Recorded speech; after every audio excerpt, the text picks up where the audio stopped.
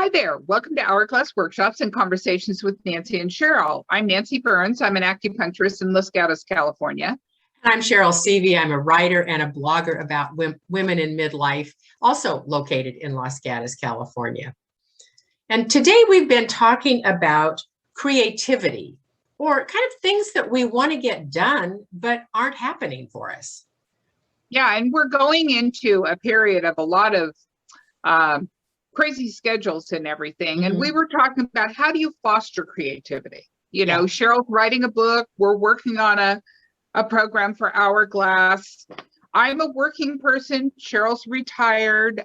We have a lot of different things going on in our lives. So we thought, okay, what are the key elements to fostering creativity in our life? And we came up with setting your priorities, making the space, and scheduling the time. Yep. So talk about a little bit about setting priorities. Well, the priority, it seems like the urgent tends to triumph over the priority of creativity. Right. And, you know, my book has been dawdling along for a very long time. People that know me well are really sick of hearing about it, and I'm sick of talking. That's not true. So we're all rooting you on. Right. But anyway, but I'm getting much closer now, and for some skills that I'll talk about in a few minutes.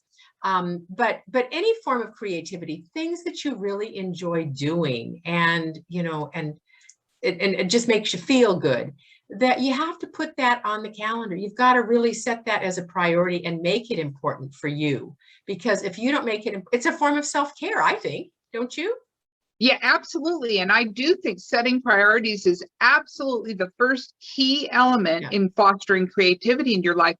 And, you know, I'm working on some paintings that I would really like to have done by Christmas, but I'm having time, not so much setting my priorities because I know what I want to do, but I have a problem with making the space. Oh, yes. And, you know, because it's art, hauling everything out and putting everything away every single time, you know, it's not conducive to being creative. Right. I would love to be able to walk into a studio where I had everything at my fingertips and I could just work, you know? Yeah, and I think a designated space is a really good point. Well, and you made a real change in your office. Yeah, when I retired, I had a business office in my home, and I've had it for years. And I really made a major shift, and it became, and I even renamed it as a writing studio. You know, I cleared out all my old paperwork. I scanned what I needed to scan. I just set it up so it was much prettier and much nicer. And there was space for me to write, set things out. And I do have that designated space. So I'm really lucky, you know, in that regard. And it does make a difference. Yeah. Oh, yeah. Because, well, the energy in there is no longer a business office. Right.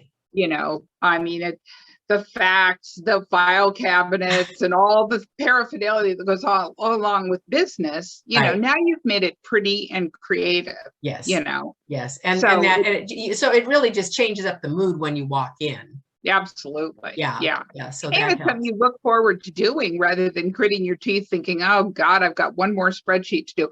Although that's the way I think. That's not the way Cherryll thinks. She loves spreadsheets. I do. That's how I organize things. It just works for me. And it was interesting. But you know, however it organizes things, it's important to have a designated space to do that. Yeah.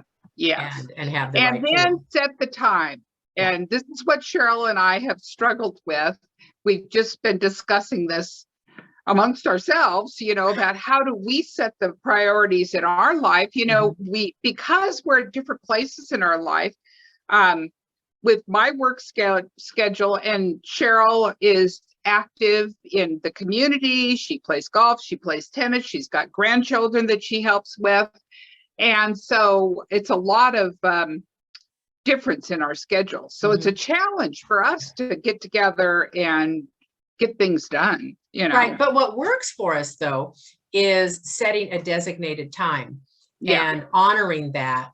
Putting it on the calendar. Yes, putting it on the calendar and treating it as something that's important. And you know, and I'm much better if I put it on the calendar and I've scheduled it to do something for somebody, I'm there. and I'm committed to do that. I struggle a bit with, with the writing of the book because it's on the calendar for me personally, and I'm much more willing to break an appointment with myself.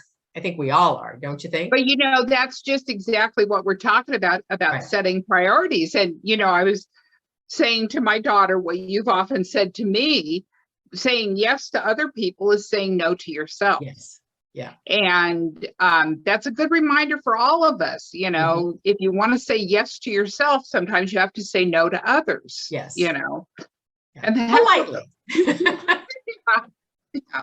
Yes, and let's reschedule. And there's some things that just happen that you can't, that you need to deal with.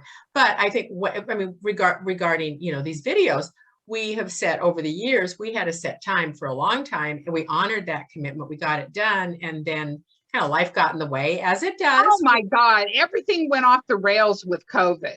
That really was where things kind of went cuckoo. Yeah, I know. And my health things, and yes. it's just nuts. So and so I think once we get it on the calendar, and we're both really good about this, if it's on our calendar, it will happen.